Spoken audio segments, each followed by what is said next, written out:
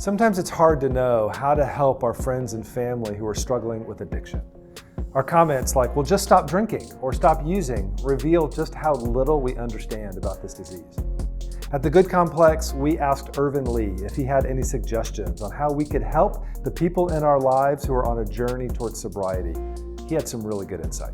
We tend to know things in our soul, but we will dismiss them and we will lie to ourselves. I kept saying, well, brother, you gonna get it together tomorrow. And just tomorrow, just start drinking at 1, not 12. And don't have, 24 beers.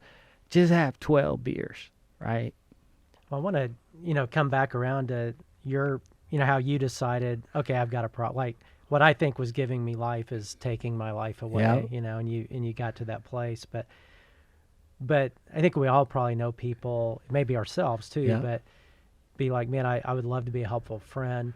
I'm sure people were speaking into your life until you got to that bottom and Yeah. you made that decision. So I'm sure some people were very helpful. Some people were not very helpful. Yep.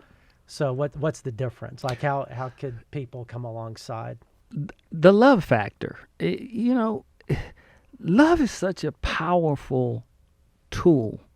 It's comforting, but yet love is convicting. It's convicting. And I remember I had a 6-month period where I fell into my descent, right? Just crashing and burning. And certainly I did not deserve love.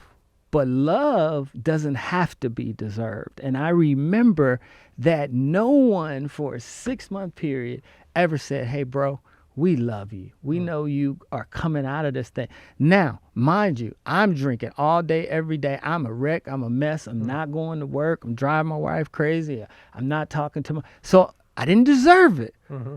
But love, true love, doesn't have to be deserved. So anyone dealing with anyone on any addiction, on any level, tell them you love them, and then you're going to make it. That's what I needed to hear. And the reason I got sober was when I got to rehab. I went to rehab for 31 days. The first thing they said to me is that, we love you. We love you, and we're going to get you better. Man, I was like, did you just say what I've been waiting to hear? They said I was like, man. And guess what? My chest kind of poked out a little bit, and I'm like, well, maybe I can make it, but I don't know how I'm gonna make it 1 minute without a drink, right? So love is so powerful. Love, in a quick word of encouragement, don't have all the answers. But the one thing I will say to everyone, don't tell the person who's in addiction or alcoholism what they need to do. Don't tell them they need to stop drinking. They already know that. What's the optics of that?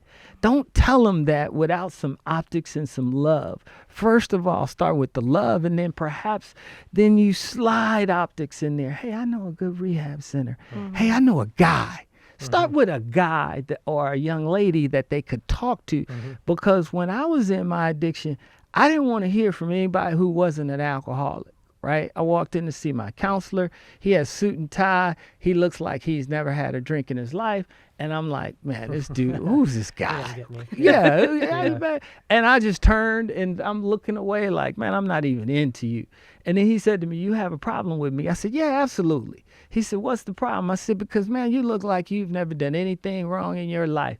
He said, I was such a bad alcoholic that my daughter didn't speak to me for 12 years. I have 48 years of sobriety. I said, yep, let's go. You can help me. Let's get it. Anyone who has been through that particular tunnel is uniquely equipped to help others on that journey. And if you're one of those folks, please find opportunity to share your wisdom, share your story, and help others along. And for all the rest of us, it is just important to remember that our words matter. When we tell the people in our lives that we believe in them, that we're for them, that we love them, it is huge, and it usually doesn't cost us anything.